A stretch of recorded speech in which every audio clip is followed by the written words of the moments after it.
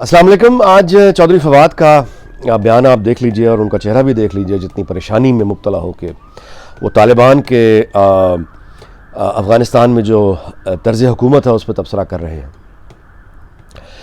ज़ाहिर ख़बरें यही हैं कि तालिबान ने अब एक ख़ास हद से ज़्यादा यानी 72 किलोमीटर से ज़्यादा का सफ़र अगर अफ़गानिस्तान में किसी खातून ने करना है तो वो मर्द साथी के बगैर अब वो सफ़र नहीं कर सकती। और वहाँ पे जितने लोग महज़ब हैं, ये अब आप सोच लें कि कितने मील और कितने मील, यानी बुनियादी तौर पे ये यूँ आप समझे कि ये पाबंदी लग गई। यानी खातून जो है अब वो वहाँ अकेली, जंग ज़दा मुल्क है वो, जंग ज़दा मुल्क, 40-42 साल से जंग है। कितनी बेवाएँ हैं कोई शुमारी नहीं है, कितने घरों में कोई मर्द नहीं है कोई शुमारी नहीं है। अब वो माँ जो बच्चों के साथ बैठी उसका दूध लाने के लिए, और ये वाक़यात पहले रिपोर्ट हो चुके हैं कि तालिबान के पहले दौरे हुकूमत में, यानी औरत जो है वो बाहर निकली है, उसको छड़ियाँ मारी हैं, उसको जेल कर दी है। जब वो वापस गई तो उसके बच्चे जिनके लिए वो दूध लेने के लिए गई थी वो फौत हो चुके थे, भूख से वो बच्चे फौत हो चुके थे। वही पाबंदी ला के दोबारा लगाई है कि कोई खातून जो है अफ़गानिस्तान में अब वो अकेली नहीं निकल सकती। वो यानी नौकरी या कोई काम यानी करके यानी कोई रिस्क हलाल कमा के अपने लिए रिस्क का बंदोबस्त नहीं कर सकती, घर से नहीं निकल सकती। उसको किसी मर्द कंपेनियन की, जो कि शरई तौर पर यानी उसका भाई होगा, उसका शौहर होगा, या उसका बेटा होगा, या मामा होगा, मतलब वो मर्द वाला मर्द। और इतने दबे हुए और घुटे हुए माशरों में जो अफ़गानिस्तान में तालिबान की बदौलत इस वक्त है, सबसे ज़्यादा जो ख़वातीन का जिनसी इस्तेहसाल होता है वो इन माशरों में होता है। अब आप एक खातून जो है वो उसने काम करना है, या उसने को सौदा लाना है, या उसने कहीं बाहर जाना है, उसके सर पे कमाने वाला कोई है नहीं, बच्चे उसके हैं। अब वो बाहर जाने पे भी पाबंदी आ गई है, तो वो खातून के पास क्या चारा रह गया है कि वो फिर अपने जिस्म को हाजिर कर दे, कि जो आए उसके घर आ जाए और उसकी जिस्म को इस्तेमाल करके उसको पैसे दे दे, या उसको सौदा सल्फ ला दे, या उसको सब्जियां ला दे, या उसके दूध ला दे। वो क्या करे? और आम तौर पे इन ख़वातीन का जिनसी इस्तेहसाल करने वाले इनके सगे मामू होते हैं, इनके सगे, यही शरई रिश्ता, ये सख्त तरीन यानी जो इंसेस्ट फैमिली में जो होता है, इस तरह की ख़वातीन जो हैं वो फिर उनके जिनसी इस्तेहसाल उनके अपने घर वाले बात बात पे करते हैं, और बदतरीन जिनसी जुल्म और बदतरीन जिस्मानी जुल्म का शिकार ये ख़वातीन होती हैं इस तरह की पाबंदियों के बाद, जो मज़हब के नाम पर लगाई गई हैं।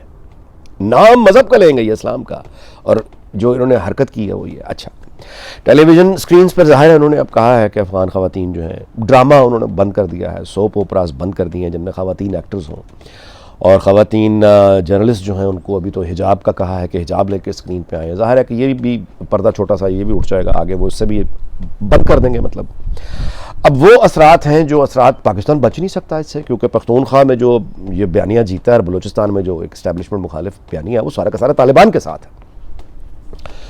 तो ज़ाहिर है कि वो असर अब यहाँ आना ही आना है।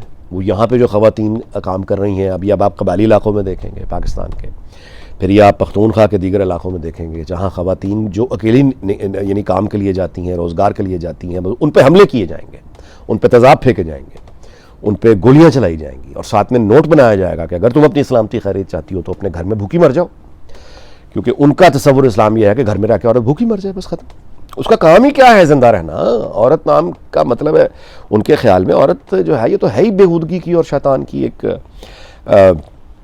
बुनियादी तौर पे नेक और नेकोकार जो मर्द हैं तालिबान जैसे, उनको बहकाने के लिए औरत को पैदा किया गया है शैतान के आले के तौर पे। तो ऐसी यानी ये बाय द वे ये यहूदियों में जो हेरेडम्स कहलाते हैं उनके यहाँ भी ये बड़ी भयानक पाबंदी थी। और आप जानते हैं कि इसराइल में यानी ख़ुद को अब वो एक मॉडर्न रियासत कहते हैं, बट 66-67 तक भी वहाँ पे यानी जो हेरेडम्स हैं उनके यहाँ भी ख़वातीन को बिल्कुल वो शैतान का एक आला ही तस्वुर किया जाता है, और इस हद तक कि वो ख़वातीन के हेड शेव कर देते हैं, और वो बाहर निकलें तो वो विग लगा के आमतौर पर निकलती हैं कि घरों में तो वो, क्योंकि वो कहते हैं कि औरत के जो बाल है ये भी शैतान जो है वो मर्द को फिर मजबूर करता है, मासूम बेचारे मर्द को, कि वो औरत को जो है वो देखकर बहक जाए तो वो गंजाई कर देते हैं।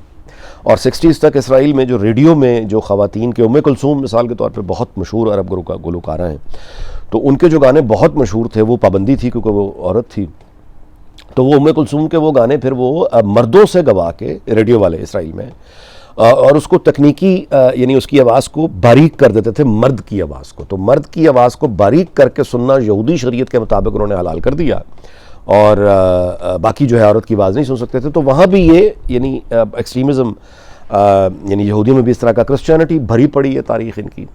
हिंदू एक्सट्रीमिज़म भी बड़ा भयानक है, आपके सामने है मुसलमानों के साथ जो हो रहा है। यानी ये कि इस शुबे में कि भैंस जो है उसको ज़बह कर दिया गया है, इस शुबे में कि गाय को ज़बह कर दिया गया, वो इंसान को ही मार देते हैं, तो सिर्फ शुबे पे। तो ये होता है। अच्छा, ये इंतहा पसंदी बुद्धा में भी तौबा, मतलब आप मतलब बड़ी भयानक तारीख़ है, मतलब ख़ुद फार ईस्ट की, यानी जापान और चाइना और ये वाले फार ईस्ट के ममालिक।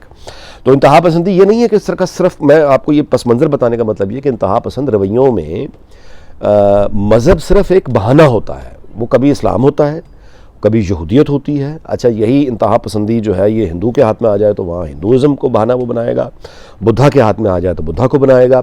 कम्युनिस्ट अगर रियासत होगी जो सोवियत यूनियन की थी, तो वहाँ वो कम्युनिज़म का नाम लेकर इंतहा पसंदी करेंगे। होता जबर ही है, यानी इंसान को उसके जायज़ हकूक़ से महरूम करके डाका मारने का नाम, ये इंतहा पसंदी है, जिसके पास मुख्तलिफ रवैये हैं। पाकिस्तान में अब ये इतनी भयानक फैल चुका है और इस हद तक फैल चुका है कि मुझे इसका रिवर्स होना तो मुमकिन नज़र नहीं आता। उसकी वजह यह है कि एक ही तरीक़ा है अब भी हमारे बचने का, फ्री एंड फेयर इलेक्शन।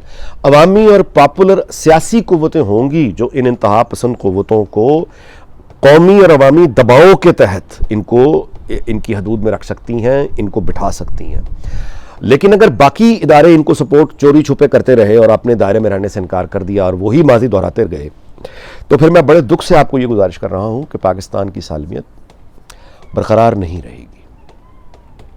मैं ये यानी बात करते हुए बहुत शर्मिंदा हूँ, बहुत दुख से ये बात कर रहा हूँ। लेकिन क्या करें कि डॉक्टर अगर एक कमेंटेटर है, यानी अगर आप सच नहीं बोलेगा तो वो आपसे दुश्मनी करेगा।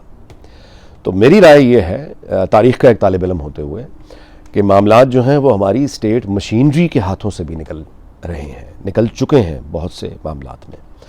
और ज़ाहिर है कि दुनिया की कोई भी फ़ौज पैसे के बगैर नहीं लड़ सकती है। सप्लाई लाइन्स ही अगर बंद हो जाएंगी तो क्या लड़ना है उसने।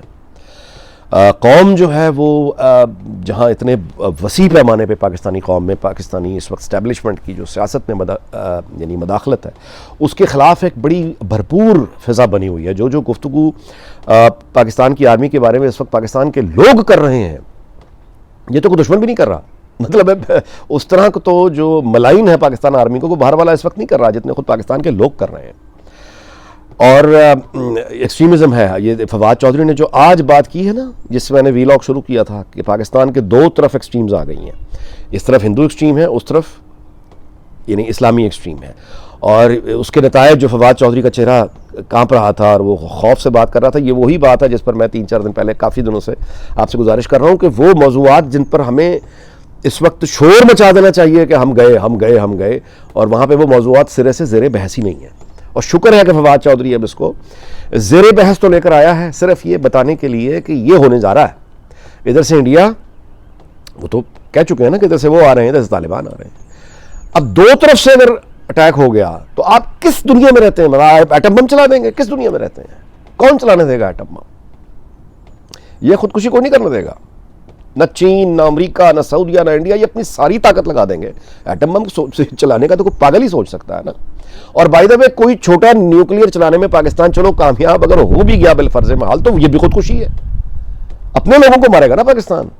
एटम बम कोई सरहदें देखेगा कि एक उसने शुमाल, मतलब शुमाल या जनूब या मगरिब या मशरिक की तरफ जाना है और खुद को कुछ नहीं करना, उजड़ जाएगा। मतलब उससे ज़्यादा भयानक मौत और क्या होगी पाकिस्तान के लिए? उससे तो मतलब है कि अल्लाह माफ़ करे कि मतलब वो तो तबाही की इंतहा है। तो एटम बम का तो भूल जाए। तो बाकी एक्सट्रीमिज़म इधर से उधर से और हमारे अंदर से, तो अब ये मतलब ये रवैये हमारे यहाँ आएंगे। या साल हा साल की जो गलत पॉलिसीज़ और एक्सट्रीमिज़म और इंतहा पसंद, इन हुब्बुल वतनी के नाम लेने वालों ने हमारा बेड़ा गर्क कर दिया है। और ख़ुद तो ये भाग जाते हैं। वो जो करोड़ों की तादाद में पाकिस्तान के अंदर अब इस वक्त एक जुनूनी बैठा हुआ है, वो तो कहीं नहीं भाग रहा, वो तो वहीं है। इकॉनमी, पैसा ज़ाहिर है जायज़ बात है, कारोबार कहीं नहीं है, नौकरी कहीं नहीं है, अब बेरोज़गार नौजवान जिनके माँ बाप की ख्वाहिशें, वो जो मतलब है मिडिल क्लास के बच्चे जिस तरह बड़े होते हैं, ज़ाहिर है उनकी ख्वाहिश होती है कि वो जल्द से जल्द अपने बाप का सहारा बने, अपने भाइयों का सहारा बने, खुद अपनी जेब खर्ची कम से कम उठाना कोशिश करें। और जब वो इस ख्वाहिश के बाद वो अपनी बाप को मजदूरी करते देखते हैं, आमतौर पे सारी ज़िंदगी मेहनत करते देखते हैं, अब वो सहारा बनना चाहते हैं, जायज़ तौर पे पढ़ लिख के एक बंदा आता है, उसको नौकरी नहीं मिल रही, तो क्या करेगा? इंतहा पसंदी की तरफ जाएगा। पढ़े लिखे लोग भी इधर जाएंगे, इंतहा पसंदी में जाके उन्हें फिर आगे जन्नत का भी एक मामला होगा, और गुंडागर्दी दुनिया की तो है ही है। तो हमारे मुझे नहीं लगता कि हमारे अब मसाइल जहाँ तक पहुँच चुके हैं, हमें को बड़ी कीमत देने के लिए ज़हनी तौर पे कम से कम तैयार हो जाना चाहिए। अल्लाह ताला पाकिस्तान को शाद रखे, आबाद रखे, मजबूत रखे और कायम रखे, और हमारी लीडरशिप को वो अकल दे दे कि वो अपने ज़ाती मफाद से उठ के पाकिस्तान के मफाद को देख लें। हमारी तारीख़ तो ये नहीं है। चलें, शायद आज ही ऐसा हो जाए। फिर मुलाकात होगी। अल्लाह हाफ़िज़।